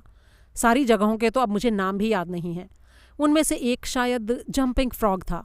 वो औरत सभी जगहों को जानती थी। और उसके बाद से अगली सुबह उठने तक क्या हुआ वो मुझे कुछ भी याद नहीं है। उस दिन का हैंगओवर तो और भी बुरा था। मेरी प्रेमिका जहाज़ पकड़ने के लिए भागदौड़ कर रही थी। मैंने सिर पर ठंडा पानी डाला, दवाई की दुकान में जाकर दवाई ली और फिर यहाँ के लिए ऐसे चल पड़ा जैसे मैं उसी समय हीथ्रो हवाई अड्डे पर उतरा हूँ। मुझे लगा था कि एमा को ज़्यादा परेशान नहीं करना चाहिए। आपको पता है कि अगर आप सीधे घर ना आएँ तो औरतें थोड़ी दुखी हो जाती हैं। मुझे टैक्सी वाले को देने के लिए भी एमा से पैसे लेने पड़े थे। मेरे पैसे पूरी तरह से ख़त्म हो चुके थे। उस बुढ़े से पूछने का तो कोई मतलब था ही नहीं। वो तो कभी मुझे पैसे नहीं देता। अब तो आपको यकीन हो गया इंस्पेक्टर? क्या इनमें से किसी भी बात की पुष्टि हो सकती है मिस्टर क्रैकेनथॉर्प? 3 बजे से लेकर 7 बजे के बीच आप जहाँ थे? मुझे नहीं लगता इसकी कोई संभावना है। ये सारी जगहें काफ़ी भीड़ भरी थीं। उसमें किसी ने भी हम पर ध्यान दिया हो, ऐसा शायद संभव नहीं होगा। एमा फिर से कमरे में दाखिल हुई। उसने अपने हाथ में अपनी मिलने जुलने वाली डायरी पकड़ रखी थी। आप यही जानना चाहते हैं ना इंस्पेक्टर कि 20 तारीख को सब लोग क्या कर रहे थे? जी हाँ मिस एमा, मैं अभी अपनी डायरी में देख रही थी। मैं आपको अपने बारे में बता दूं, 20 तारीख को मैं ब्रैकहैम्पटन गई थी। चर्च की तरफ से एक मीटिंग थी। ये मीटिंग करीब 1:45 बजे ख़त्म हुई थी और उसके बाद मैंने लेडी एडिंगटन और मिस बर्लेट के साथ लंच लिया था कैडीना कैफ़े में। लंच के बाद मैंने क्रिसमस के लिए थोड़ी शॉपिंग की। मैं जिन जिन दुकानों में गई उनके नाम इसमें दर्ज हैं। 4:45 बजे के करीब मैंने शैमरॉक टी रूम्स में चाय पी और फिर स्टेशन पर ब्रायन से मिलने चली गई जो कि ट्रेन से आ रहा था। करीब 6 बजे मैं घर आई तो मैंने देखा कि मेरे पिता काफ़ी गुस्से में थे। मैंने उनके लिए दिन का खाना बना दिया था, लेकिन उनको चाय देने के लिए मिसेस हार्ट उस दिन नहीं आई थी। वो इतने गुस्से में थे कि उन्होंने खुद को कमरे में बंद कर लिया और मुझे ना तो अंदर आने दिया और ना ही मुझसे कोई बात की। उनको दोपहर में मेरा बाहर जाना पसंद नहीं है, लेकिन कोई काम हो तो मैं चली जाती हूँ। उसकी बातें सुनकर क्रैडॉक के मन में आया कि कहे कि वो एक औरत थी 5 फुट 7 इंच की। उस दोपहर को वो क्या कर रही थी ये बात कोई खास मायने नहीं रखती थी। लेकिन ऊपर से उसने कहा, आपके बाकी दोनों भाई मेरे ख्याल से बाद में आए थे। जी हाँ, एल्फ्रेड शनिवार की शाम को देर से आया था। उसने मुझे कहा था कि वो दोपहर को मुझे फ़ोन करने की कोशिश कर रहा था, लेकिन मैं बाहर गई हुई थी और मेरे पिता जब नाराज़ होते हैं तो कभी फ़ोन नहीं उठाते। और हैरोल्ड क्रिसमस की शाम से पहले नहीं आया था। शुक्रिया मिस। मुझे पूछना तो नहीं चाहिए, लेकिन फिर भी मैं इसलिए जानना चाहती हूँ कि ऐसा क्या हो गया जो आप इस तरह की पूछताछ कर रहे हैं। क्रैडॉक ने अपनी जेब से वो लिफाफा निकाला। आप इसे छू नहीं सकती, लेकिन क्या आप इसे पहचान सकती हैं? एमा ने हैरत के साथ कहा, ये तो मेरी लिखावट है। ये चिट्ठी तो मैंने मार्टिन को लिखी थी। आपको ये कैसे मिली? क्या आपने उसे ढूंढ लिया? अभी तो नहीं, लेकिन लगता है कि जल्दी ही ढूंढ लेंगे। ये खाली लिफाफा हमें यहाँ मिला है। हमारे घर में? जी हाँ, बाहर मैदान में। इसका मतलब है कि वो यहाँ आई थी, यानी ताबूत में मार्टिन थी। जी हाँ, इस बात की काफ़ी संभावना लगती है। जब इंस्पेक्टर क्रैडॉक शहर वापस लौटा तो उसके लिए पेरिस से इंस्पेक्टर आर्मंड डेसीन का संदेश था। उसमें लिखा था, एना स्ट्रेविंस्का की तरफ से उसकी एक सहेली के लिए पोस्टकार्ड आया है। लगता है क्रूज वाली कहानी सही थी। वो जमाइका पहुंच चुकी है और वहां अच्छा समय बिता रही है। क्रैडॉक ने उस संदेश को मसलकर डस्टबिन में फेंक दिया। दूसरी ओर लूसी दोनों बच्चों का सामान पैक कर रही थी, क्योंकि अगले दिन उन्हें वेस्ट के घर जाना था। अलेक्जेंडर उसके पास बैठा चॉकलेट खा रहा था। उसने बड़े ही जोश के साथ कहा, आज का दिन तो बड़ा ही जानदार रहा। आज हमने एक बड़ा ही अच्छा सुराग खोजा। असल में तो पूरी छुट्टियां ही जानदार रहीं। मुझे नहीं लगता फिर दोबारा कभी ऐसा होगा। लूसी ने कपड़े सूटकेस में रखते हुए कहा, मैं तो उम्मीद करती हूँ कि मेरे साथ फिर कभी ऐसा ना हो। इतना सारा सामान लेकर जाने में तुम लोगों को कोई दिक्कत नहीं होगी? नहीं, बिल्कुल नहीं होगी। उनके पास रोल्स रॉयस है, वे हमारे लिए वही भेजेंगे। उनके पास तो मर्सिडीज बेंज भी है। तब तो वो लोग काफ़ी अमीर होंगे, लूसी ने कहा। हाँ, वो तो हैं ही, लेकिन काश यहाँ से हमें जाना ना पड़ता। हो सकता है हमारे जाने के बाद कोई और लाश मिल जाए। मैं तो यही उम्मीद करती हूँ कि ऐसा कुछ ना हो, लूसी ने कहा। हाँ, लेकिन किताबों में ऐसा ही होता है। मतलब जिस आदमी को बहुत कुछ पता होता है उसका भी खून हो जाता है। हो सकता है इस बार तुम्हारा हो जाए। वैसे मैं चाहता नहीं ऐसा कि तुम्हारा खून हो। हम दोनों तुम्हें बहुत पसंद करते हैं। तुम खाना भी बहुत अच्छा बनाती हो और बहुत होशियार भी हो। लूसी ने थोड़े रूखे स्वर में कहा, शुक्रिया, लेकिन मैं तुम दोनों को खुश करने के लिए मरना नहीं चाहती। तो फिर सावधान रहना, हमारे जाने के बाद तो और भी ज़्यादा, अलेक्जेंडर ने कहा। और हाँ, अगर बीच बीच में डैड आ जाएं तो उनका ध्यान रखना। हाँ ज़रूर, लूसी ने कहा। दरअसल डैड की मुश्किल ये है कि उनको ना लंदन का जीवन पसंद नहीं आता। वो यहाँ गलत तरह की औरतों के चक्कर में पड़ जाते हैं। मुझे अपने डैड से बहुत प्यार है, लेकिन उनको किसी ऐसी औरत की ज़रूरत है जो उनकी देखभाल कर सके, उन्हें गलत लोगों की संगत में जाने से रोक सके। ब्रायन को घरेलू जीवन की ज़रूरत है। इतना कहकर अलेक्जेंडर ने लूसी की ओर देखा और एक और चॉकलेट लेने के लिए उठ गया। लूसी ने उसे मना करते हुए कहा, अब चौथा चॉकलेट नहीं अलेक्जेंडर, तुम बीमार पड़ जाओगे। अरे ऐसा कुछ नहीं होगा। एक बार तो मैं 6 खा गया था एक साथ, फिर भी बीमार नहीं पड़ा था। मैं जल्दी बीमार नहीं पड़ता। फिर कुछ रुककर वो फिर से बोला, तुम्हें पता है लूसी, ब्रायन तुम्हें पसंद करता है। ये उनका बड़प्पन है, लूसी ने कहा। अरे कई मामलों में वो बहुत ही बुद्धू हैं। वो बड़े अच्छे स्वभाव के हवाई जहाज़ उड़ाने वाले पायलट थे, बहुत बहादुर भी, और उनका स्वभाव भी बहुत अच्छा है। लेकिन वो अपने मन की बात कह नहीं पाते। मुझे तो सच में ये लगता है कि अगर वो फिर से शादी कर लें तो ये बहुत ही अच्छा रहेगा, किसी अच्छी औरत से। अगर मेरी सौतेली माँ होगी तो मुझे ये बात बुरी नहीं लगेगी। मतलब अगर वो कुछ अच्छे स्वभाव वाली हो और खाना भी अच्छा पकाती हो। अब लूसी थोड़ा चौंक गई। वो अलेक्जेंडर की बातों में छिपे मतलब को अब समझ रही थी। अलेक्जेंडर लगातार बोले जा रहा था, ये सौतेली माँ और ये सब ऐसी बातें अब पुराने ज़माने की हो चुकी हैं। हम ऐसे कई लड़कों को जानते हैं जिनकी सौतेली माएँ हैं, उनके तलाक भी हो चुके हैं और वे सब एक साथ अच्छी तरह से रहते हैं। ये सब सौतेली माँ के ऊपर निर्भर करता है। उलझन तो तब होती है जब बाहर जाना होता है या स्कूल में स्पोर्ट्स डे पर जाना होता है, लेकिन फिर बात घूम फिर कर वहीं आ जाती है। अगर सौतेली माँ का स्वभाव अच्छा हो तो कोई परेशानी नहीं आती। तुम समझ रही हो ना मैं क्या कह रहा हूँ? अगर कोई अच्छी हो। लूसी के मन में उस बच्चे के प्रति प्यार उमड़ आया। तुम बहुत होशियार हो अलेक्जेंडर, उसने कहा। हम सब मिलकर तुम्हारे पापा के लिए एक अच्छी बीवी की तलाश करेंगे। अलेक्जेंडर ने धीमे स्वर में कहा, अच्छा, मुझे तो लगा कि मैंने अभी तुम्हें ये बात बताई थी कि ब्रायन तुम्हें पसंद करता है। उसने खुद मुझे बताया था। लूसी ने अपने मन में सोचा, वाकई यहाँ तो जोड़े बनाने का खेल खूब अच्छी तरह चल रहा है। पहले मिस मार्पल और अब ये अलेक्जेंडर। कई कारणों से सुअर बाड़ा उसके दिमाग में आ जा रहा था। वो बिना कुछ बोले उठ खड़ी हुई। अच्छा, गुड नाइट अलेक्जेंडर। अब सिर्फ तुम्हारे नहाने का सामान और पाजामा बाहर बचे हैं सुबह तुम्हारे पहनने के लिए। Good night. अध्याय 19। इंस्पेक्टर क्रैडॉक अपने ऑफिस में बैठा एक रिपोर्ट को पढ़ रहा था। ये रिपोर्ट सार्जेंट वेदरऑल अभी अभी लेकर आया था। इसमें उन सारी बातों की जानकारी थी कि 20 दिसंबर को हेरोल्ड ने पूरे दिन क्या क्या किया था। 3:30 बजे के आसपास उसे सॉथबी के पास देखा गया था। शायद उसके बाद वो जल्दी ही वहां से निकल गया था। रसेल टी शॉप में उसकी तस्वीर को किसी ने नहीं पहचाना था। उसके नौकर ने यह बताया था कि डिनर के लिए तैयार होने के लिए वो 6:45 बजे घर लौटकर आया था। लेकिन उसके बाद के बारे में उसे कुछ नहीं पता था। उसने रात में आते हुए उनकी आवाज़ नहीं सुनी थी, लेकिन उसने ये भी कहा था कि इस बात को काफ़ी दिन हो चुके हैं, इसलिए उसे ठीक से याद नहीं है। वैसे भी वो और उसकी पत्नी जल्दी सो जाया करते थे। क्रैडॉक ने आह भरते हुए कहा, सब कुछ नकारात्मक है। वो कैटरर्स के डिनर में गया तो था, लेकिन वहाँ से जल्दी निकल गया था। और रेलवे स्टेशन के बारे में क्या पता चला? वहाँ भी कुछ नहीं था, ना तो ब्रैकहैम्पटन में ना ही पैडिंगटन में। इस बात को 4 हफ्ते बीत चुके थे और इस बात की कोई संभावना नहीं थी कि किसी को कुछ भी याद हो। क्रैडॉक ने एक गहरी सांस भरी और सेड्रिक के बारे में आंकड़े जुटाने के लिए उसने हाथ फैलाया। वो भी नकारात्मक था। हालांकि एक टैक्सी ड्राइवर ने इस बात की पुष्टि की थी कि वो एक ऐसी सवारी को पैडिंगटन लेकर गया था जिसका चेहरा उस औरत से मिलता जुलता था। ये उस दिन दोपहर की बात थी। उसे उस दिन की खास याद इसलिए थी क्योंकि उस दिन एक ऐसे घोड़े पर दांव लगाया था जो जीत गया था। उसने 2:30 बजे ये खबर रेडियो पर सुनी थी और सवारी को छोड़कर वो जल्दी से घर गया था और वहाँ उसने जश्न मनाया था। और ये रहा एल्फ्रेड, सार्जेंट वेदरऑल ने कहा।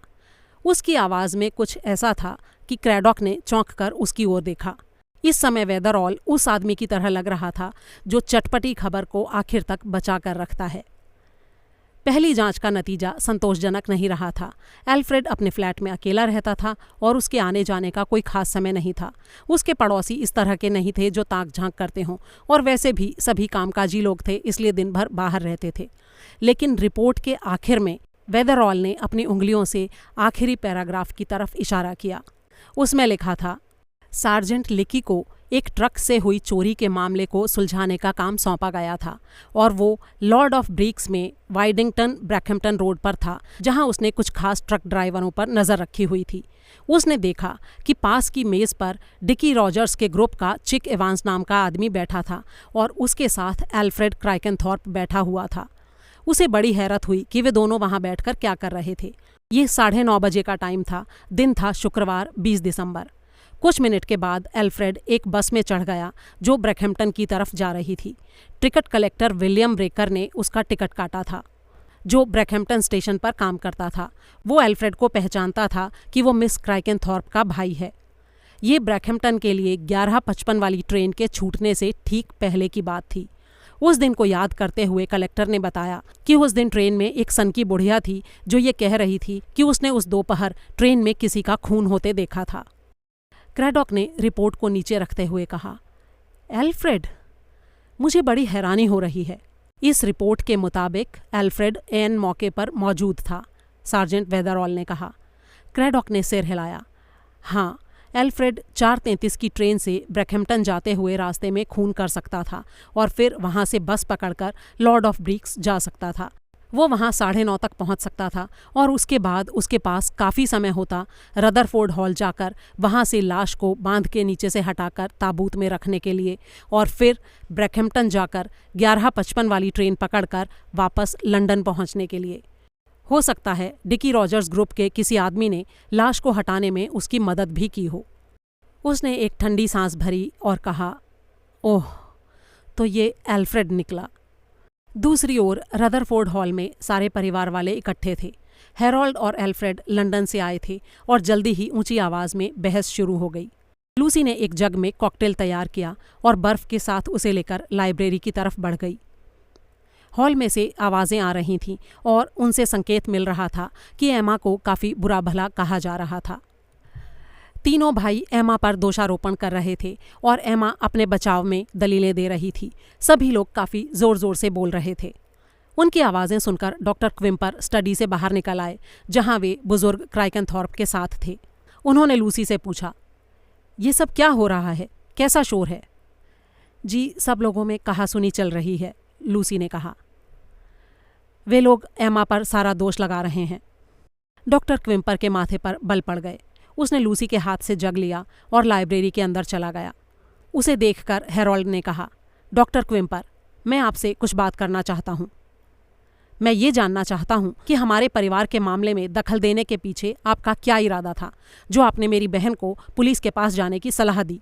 डॉक्टर क्विम्पर ने बड़ी शांति से कहा, मिस क्राइकेनथॉर्प ने मुझसे सलाह मांगी और वो मैंने उन्हें दी, और मेरे ख्याल से उन्होंने बिल्कुल ठीक काम किया।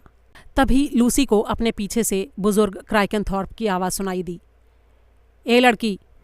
जी कहिए, लूसी ने कहा। आज रात को खाने में क्या है? मुझे करी चाहिए, बहुत ज़माना हो गया हमें करी खाए। जी दरअसल करी इसलिए नहीं बनाई गई क्योंकि बच्चों को वो पसंद नहीं थी। बच्चे बच्चे, उनसे क्या फ़र्क पड़ता है? सिर्फ मैं हूं जिससे कोई फ़र्क पड़ना चाहिए, और वैसे भी बच्चे जा चुके हैं। मुझे आज गर्मा गर्म करी चाहिए, समझ गई? जी समझ गई, आपको करी मिल जाएगी। ठीक है, तुम अच्छी लड़की हो, तुम मेरा ध्यान रखो और मैं तुम्हारा ध्यान रखूंगा। लूसी किचन में वापस चली गई। चिकन बनाना छोड़कर वो करी बनाने की तैयारियों में जुट गई। सामने के दरवाजे पर धड़ाम की आवाज़ आई और उसने खिड़की से देखा कि डॉक्टर क्विम्पर गुस्से में घर से निकले और अपनी कार में बैठकर रवाना हो गए। लूसी ने एक उबासी ली। उसे उन लड़कों की याद आ रही थी और वो एक तरह से ब्रायन को भी याद कर रही थी। एक कुर्सी पर बैठकर वो मशरूमों को कुचलने लगी। किसी भी तरह से उसे परिवार को समय पर गर्मा गर्म बढ़िया खाना परोसना था। सीन 2। सुबह के 3 बजे थे जब डॉक्टर क्विम्पर अपनी कार को लेकर गैराज में आए। उन्होंने पीछे दरवाज़ा बंद किया और मुख्य दरवाजे को बड़ी ही उदासी के साथ खोला। मिसेस जॉश सिम्पकिंस को जुड़वां बच्चे हुए थे जो 8 लोगों के उनके परिवार में जुड़ गए थे। मिस्टर सिम्पकिंस ने बच्चों के आने पर किसी तरह की खुशी नहीं दिखाई थी। डॉक्टर क्विम्पर थके कदमों से ऊपर अपने सोने के कमरे में गए और कपड़े बदलने लगे। उनकी नज़र अपनी घड़ी पर गई। रात के 3:05 हुए थे। उन जुड़वां बच्चों की डिलीवरी काफ़ी मुश्किल और थका देने वाली थी, लेकिन सब कुछ ठीक ठाक हो गया था। इस वक्त डॉक्टर क्विम्पर बुरी तरह थके थे और सिर्फ एक काम करना चाहते थे, अपने प्यारे बिस्तर पर आराम से सो जाना। लेकिन तभी टेलीफोन की घंटी बजी। उन्होंने फ़ोन उठाया। उधर से आवाज़ आई, मैं रदरफोर्ड हॉल से लूसी आइल्सबैरो बोल रही हूँ। मेरे ख्याल से आपको तुरंत यहाँ आना चाहिए। यहाँ सभी लोग अचानक बीमार हो गए हैं। बीमार हो गए हैं? क्या हुआ? क्या लक्षण हैं? लूसी ने विस्तार से उन्हें समझाया। मैं तुरंत आ रहा हूँ, उन्होंने तेज़ी से कहा, और इतना कहकर उन्होंने लूसी को कुछ निर्देश दिए और जल्दी से अपने कपड़े पहने, अपने इमरजेंसी बैग में कुछ सामान रखे और अपनी कार की तरफ दौड़ पड़े। करीब 3 घंटे के बाद डॉक्टर और लूसी दोनों ही थके थके रसोई की टेबल पर बैठे बड़े कप में ब्लैक कॉफ़ी पी रहे थे। मुझे इसकी बहुत ज़रूरत थी, अपना कप खाली करके प्लेट में रखते हुए डॉक्टर ने कहा। अब मिस आइल्सबैरो, चलिए नीचे चलते हैं। लूसी ने उसकी ओर देखा। डॉक्टर के चेहरे पर थकान की रेखाएं साफ दिखाई दे रही थीं, जिससे वो अपनी उम्र से काफ़ी बड़ा दिख रहा था। उसके माथे पर बाल सफ़ेद दिखाई दे रहे थे और आंखों के नीचे गहरी लाइनें थीं। जहाँ तक मुझे लग रहा है वे सब ठीक हो जाएंगे, लेकिन ये सब हुआ कैसे? मैं ये जानना चाहता हूँ। खाना किसने बनाया था? जी मैंने, लूसी ने कहा। खाने में क्या क्या था? मुझे ठीक से सारी बात समझाओ। जी मशरूम सूप था, चिकन करी और चावल। मशरूम सूप क्या डब्बा बंद था? जी नहीं, मैंने ताज़ा बनाया था। किस चीज़ से बनाया था? आधा पाउंड मशरूम, चिकन के टुकड़े, दूध, मक्खन, मैदा और नींबू का रस। ओह, तब तो लगता है ये मशरूम के कारण हुआ होगा। जी मशरूम की वजह से नहीं था। थोड़ा सा सूप मैंने खुद भी पिया था और मैं एकदम ठीक ठाक हूँ। हाँ, ये बात मुझे अच्छी तरह याद है कि तुम बिल्कुल ठीक हो। लूसी का चेहरा लाल हो गया। आपका मतलब? मेरा कोई मतलब नहीं है लूसी, तुम बहुत होशियार लड़की हो। अगर मेरा वो मतलब होता तो मैं तुमसे साफ साफ कह देता। मैं तुम्हारे बारे में हर बात जानता हूँ। जब तुम यहाँ आई थी तभी मैंने तुम्हारा रिकॉर्ड पता लगा लिया था। लूसी थोड़ी हैरत में पड़ गई। आपने ऐसा क्यों किया? क्योंकि ये मेरा काम है कि जो भी यहाँ रहने के लिए आता है उसके बारे में अच्छी तरह पता करूँ। तुम एक अच्छी लड़की हो जो गुजारा चलाने के लिए इस काम को करती हो, और ऐसा लगता है कि यहाँ आने से पहले इस परिवार से तुम्हारा किसी तरह का ताल्लुक नहीं था। इस तरह तुम सेड्रिक, हेरोल्ड और एल्फ्रेड में से किसी की भी प्रेमिका नहीं हो जो उनके गलत कामों में मदद करने के ख्याल से यहाँ आई हो। क्या आपको सच में ऐसा लगता है कि मैं ऐसा कर सकती हूँ? मैं काफ़ी सारी बातों के बारे में सोचता हूँ, लेकिन मुझे ध्यान से रहना है। डॉक्टर होने की सबसे बड़ी मुश्किल यही होती है। खैर, इस बात को छोड़ो, अब आगे की बात करते हैं। चिकन करी में क्या क्या था? क्या तुमने भी करी खाई थी? जी नहीं, जब आप करी बनाते हैं तो उसकी खुशबू से ही आपका पेट भर जाता है। मैंने बस थोड़ा सा सूप पिया था और थोड़े चावल। खाने में से अभी तुम्हारे पास क्या बचा हुआ है? जी, एक कटोरी में थोड़ी सी करी बची है। मैं आज शाम को सूप बनाने में उसका इस्तेमाल करना चाहती हूँ। थोड़ा सा मशरूम सूप भी है, बाकी कुछ नहीं बचा है।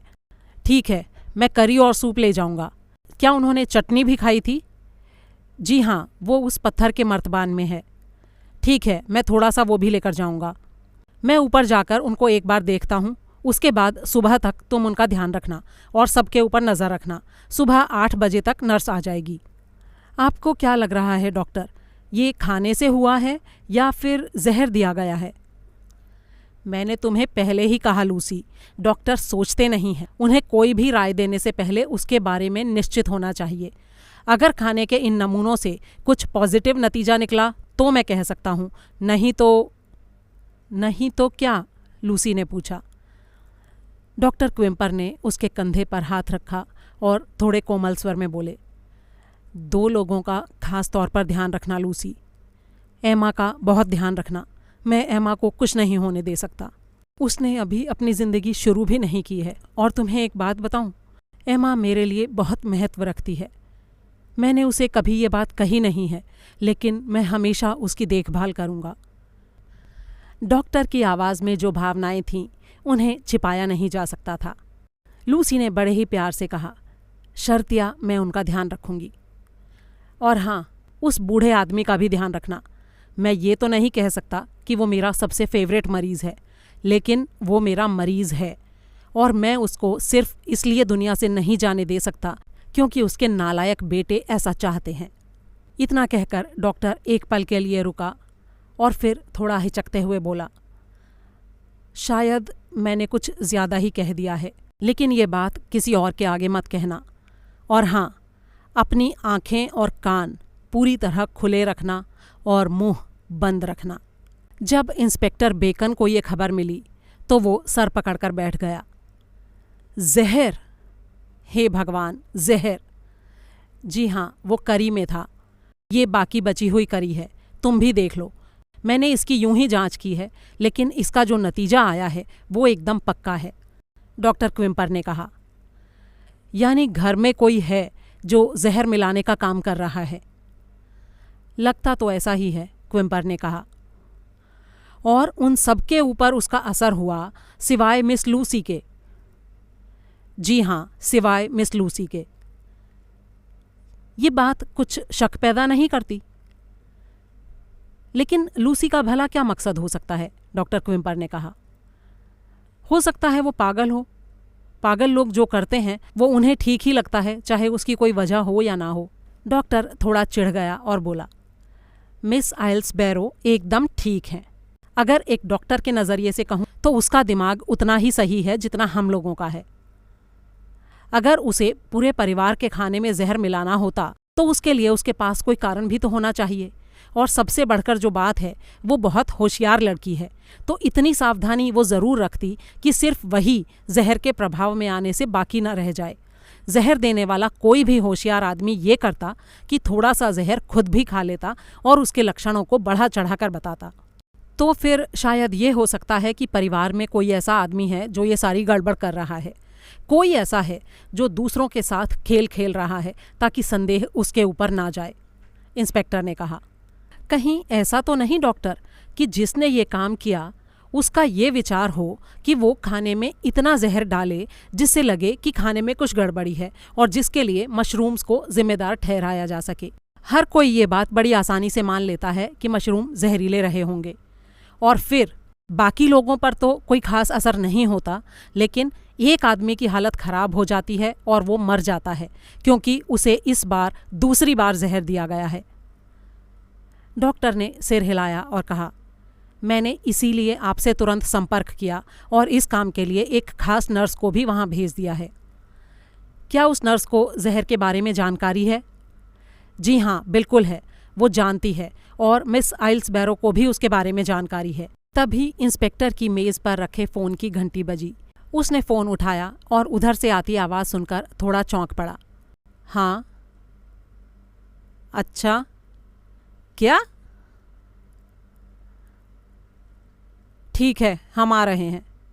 इतना कहकर उसने फ़ोन रख दिया। क्विम्पर ने उससे पूछा, क्या हुआ, किसका फ़ोन था? रदरफोर्ड हॉल से आपकी नर्स का फ़ोन था। एल्फ्रेड की मौत हो गई है। इससे आगे की कहानी के लिए सुने 450 फ्रॉम पैडिंगटन का 5वां और आखिरी भाग।